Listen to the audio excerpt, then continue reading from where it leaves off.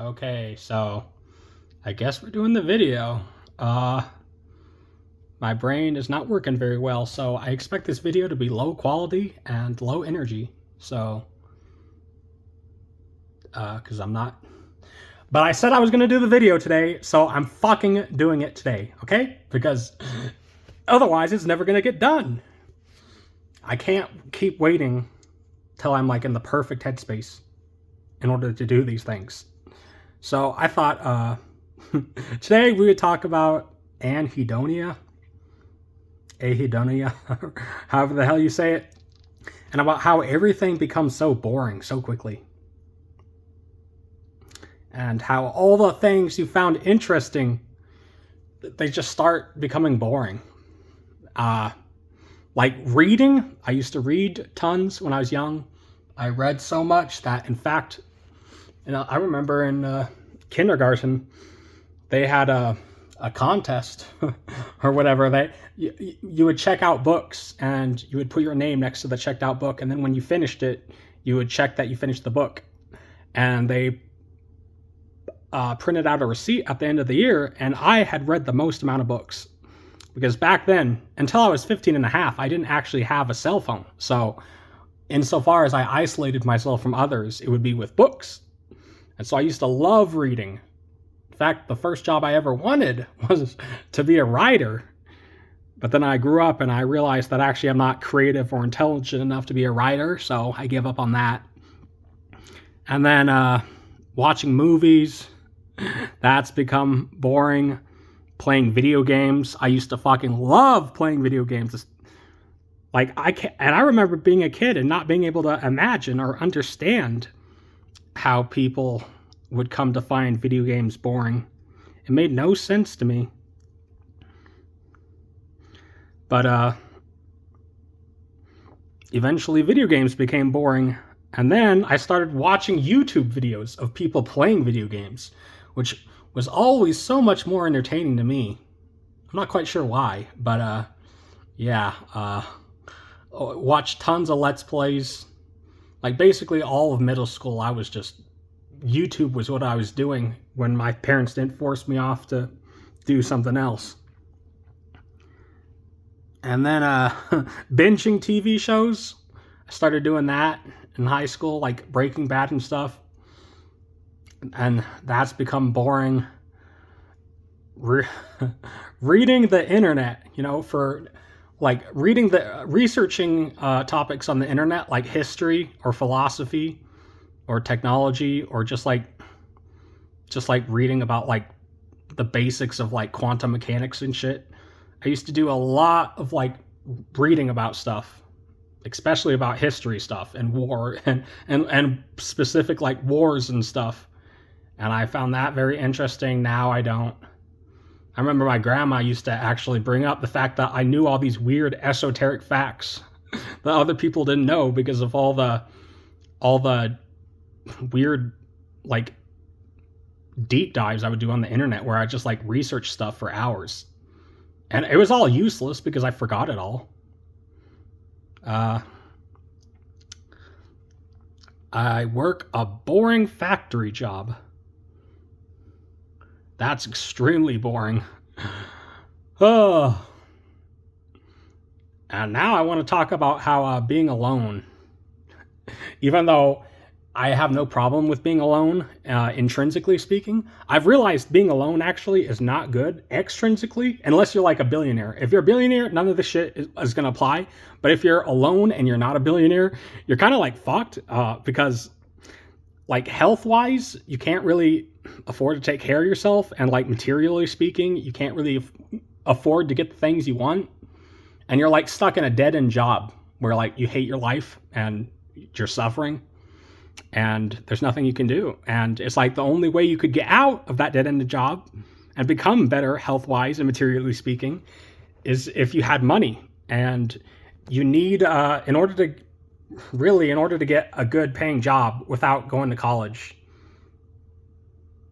is through connections or people being there to help you out. And it's like, I have no connections.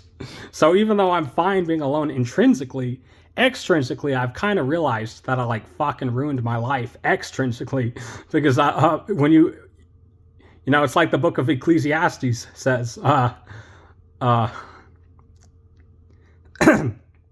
one, woe to the man who falls in the field and has no one there to help him up. But if you're towing the fields with someone else, they can help you up when you fall. And a strand of 3 is not quickly broken, or something like that. I can't fucking remember perfectly. I also thought I would elaborate and elucidate on alcohol and creativity and the effects it has on your brain. So not only does it like make you feel emotions in a much more vivid and unique way, and not only does it give you weird like motivations and desires that you usually would never have while sober. Like when I'm extremely drunk or when I'm hungover, for some reason I'll be just like interested in drawing, which makes no sense for me because I can't draw. I can't even do anything beyond stick figures. But I'll be interested in learning. Something I've never been able to do my entire life because my hand-eye coordination's horrible. I remember in elementary school, I would still be holding the pencil like in a fist manner rather than, the normal way you were. I was a late bloomer. Or like singing. I never sing. I don't find singing interesting or fun. But when you're drunk, you kind of feel like singing. Like, it's weird. Or like attempting creative pursuits, like, trying to learn about how to like make music or something. Or like writing a novel. You get these weird bursts of motivation that I know for a fact I would never get. I would never get these bursts of emotion ever when I was sober.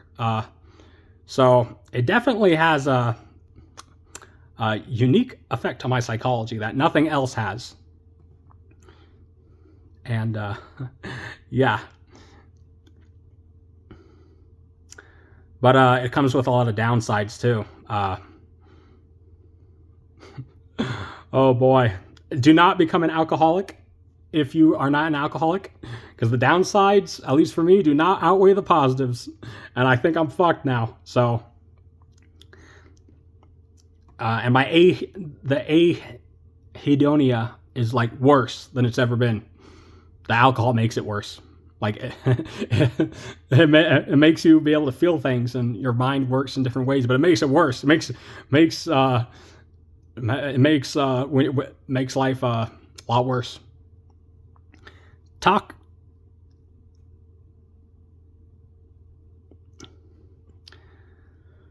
Oh my God. I'm exhausted. So, all the things I'm trying to do to like escape Anhedonia, the primary way I escaped it for so long was through the political soap opera that is Twitter, where when I was younger, I would follow like thousands. I used to have like a Twitter account that was like following like 6,000 people. Because what I would do is because I didn't want to be in a political bubble or whatever. And I wanted to follow everyone, the most moderate, the most radical. And so I would go to like left-wing Twitter accounts and follow everyone they were following. And I'd go to right-wing accounts and follow everyone they were following. And I'd go to like white nationalist accounts and like alt-right types and follow everyone they were following. And I'd go to like communist revolutionaries and follow everyone they were following. Because I wanted to see everything. Because the political soap opera, that was like one of the, like, it was like an unending wave of entertainment, nonstop entertainment. And for the longest time, I did not get bored of it. Like, that definitely provided me with entertainment for a longer period than anything else. And unfortunately, now I am, in fact, getting bored of it. And it's not given the same hits that it used to. So that's very saddening. And very disappointed about that. And I'm trying to learn Spanish. I'm learning Spanish on Duolingo. And at least that, even though I find it boring, I'm actually like learning a skill. Oh, and I watch I got in this period where I was like super into theological content, despite the fact I'm not very religious. But I was super into theological content just because I had never really gotten that deep into it. And when I got deep into it, it became super interesting. It's kind of like when I started watching philosophy videos. Like I knew there was something wrong with me, like already my entire life. But you really know I'm mentally ill when I can like listen to a 2-hour philosophy debate, only understand 10% of what's being said, and still find it entertaining. Like that. My brain just is so weird. I don't understand. but yeah, so. And recently what I've been doing is I've been following a lot of like counts on Twitter that I would qualify as schizo.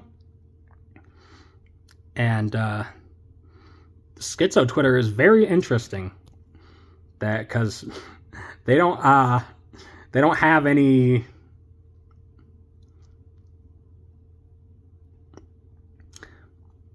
filter. Like basically everyone on schizo Twitter is extremely unique, no filter, very edgy, and this has been far more entertaining than the political soap opera.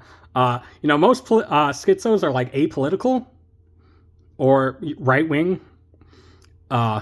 But even the apolitical ones, you can feel they have a cultural vibe where they, even though they're apolitical, you can feel that they kind of lean to the right in effect.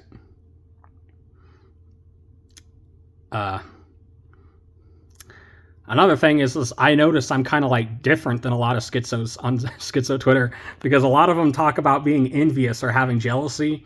And to be honest, I'm way too apathetic to have envy or jealousy. I don't really care when I see people being happy. I'm good for them, I guess. I don't really care. I'm happy for them in a very dead inside way, where it's the pang of happiness for them is barely there. And so, but here, let me show you some of the tweets I'm talking about on schizo Twitter. My skin used to be so sensitive as a teenager. Any minor exertion or intense weather would make me bleed. I only started cutting myself once my skin problems went away. I wonder if there is a connection. Perhaps I missed always being a bloody mess. I would get blood on my schoolwork because I couldn't hold a pencil for more than a few minutes without my knuckles bleeding. One windy day I was dripping with blood, but I only realized when a boy I was watching play football interrupted the game to take pictures of me.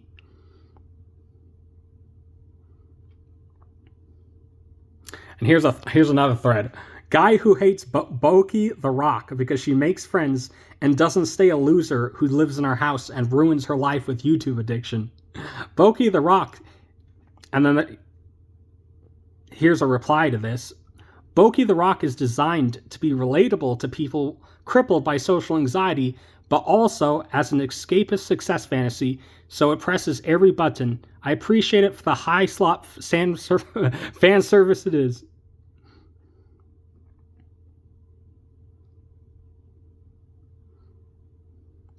The high slop fan service it is, but I can understand why some people hate it. It's cruel if you think about it. It feeds into outcasts' worst fear. The only way you'll ever be accepted is by becoming better than everyone else at something. If you're mentally ill, but an exceptional musician, your suffering is cute. Otherwise, you're the irredeemable scum you think you are. It's psychological abuse, sold as wholesome entertainment with an inspirational message. Compare it to Kaon. Yu has no ability, talent, or discipline, but her much more capable peers accept her for who she is. It is genuinely comforting and inspiring. The belief that being yourself is not enough is the cause of social anxiety. Boki is not us. She's the girl we hate ourselves for not being. Making us relate to her tells the author neither understands nor cares about the demographic she represents and appeals to. I'm not saying you shouldn't have to work to be rewarded by life, but unless you're mean, no one should have to work to be accepted by others. You may say that's not the world we live in, but we don't live in a world where everyone can become a genius guitarist either. I had a different take on Boki the Rock. I mean, I feel like Boki the Rock's realistic. I mean, at the end of the day, unless unless you have something to offer people, they're not going to be interested in you. And so I think Boki the Rock is just, it's far more ridiculous. It's far more realistic, I mean, than K-On! I mean, K-On! you could make the argument that actually K-On! Is the anime that's abusive, psychologically abuseful, because it's selling you the message that you can actually just do nothing and not improve yourself whatsoever, and people will love you. And this is a false message. So I don't know. I understand what she's saying somewhat, but here's another one, another tweet. Being complimented surely feels good, but it sets expectations I feel I'll have to attain. If you compliment me, you need to be convincing. Otherwise, it'll make me sadder for deceiving you into thinking I'm this great. This is why I never seek to be complimented. After the age of 13, it's best to not have friends because they will stop caring more about the world. They will start caring more about the world than you. Sex, drugs, and poverty will chip away at them, and there will be nothing you can do to protect them or your friendship. These forces are more powerful than love. Oh, and here's another. Never kill yourself, and it's a meme, with some anime girl on a computer screen, and pizza and alcohol on a plate. Oh, here's a good thread. It may sound contradictory, but I'm nice and tolerant because I'm an intolerant bigot. Some guy replies and says, this is confusing. And he replies, yes, you can only understand if you're me. The dude replies and says, what if you tell me some of the things you tolerate and things you don't? And he replies and says, well, I can hardly tolerate myself, so other people are easier to tolerate. And he replies and says, what does it mean to tolerate others? And he replies and says, there's a guy who's so disgusting, I would like to kill. He's with me 24/7, and we can never be apart from each other, yet I've never tried to kill him. I'm talking about myself and myself. Then he replies, I think I get it. It would be good to go from tolerating to being kind to. And then he replies and says, there are some people who are especially hard to be kind to. He replies and says, the joy is even greater when achieving the hardest things. He replies and says, surely when I get the resources. He replies, what kind of resources necessary for something like that? He replies, 3 bottles of wine and $1,000. Alcohol makes me change mood, so it's the best. The money would be used on changing my environment to one which wouldn't get me mad or just fleeing away endlessly if there's no way to change the environment. Changing the environment in what way? The guy replies and says, changing the environment in what way? Buying decorations, making a trip? He replies and says, both, and I'm accepting recommendations. He replies and says, I don't really know what you like, so it's hard to make a good suggestion. So yeah, those are just some of the tweets that I've seen on Schizo Twitter, which I noticed are very unique ways of thinking that are very interesting and super entertaining, but even that's becoming boring. And basically, everything has become boring, and I'm trying to figure out what to do what am I supposed to do now? Maybe I should try learning a musical instrument or something? I don't know. But I don't know what to do because everything has lost its magic, basically, and I don't know what to do anymore.